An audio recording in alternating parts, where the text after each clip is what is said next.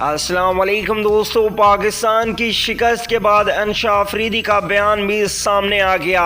بیان سن کر آپ بھی حیران رہ جائیں گے، جہاں پہ پوری قوم حسن علی کو تنقید کا نشانہ بنا رہی ہے، وہیں پہ انشا افریدی کے بیان نے تلخ خیز خبر سامنے لائی۔ انشا افریدی جو کہ پاکستان اور آسٹریلیا کے درمیان کھیلے جانے والا سیکنڈ سیمی فائنل میچ دیکھنے دبئی گراؤنڈ میں گئی ہوئی تھی، ان کا بیان سن کر حیران کن انکشاف نظر آ رہے ہیں۔ انشا افریدی کا کہنا تھا کہ شہین شاہ افریدی نے پہلے اوور میں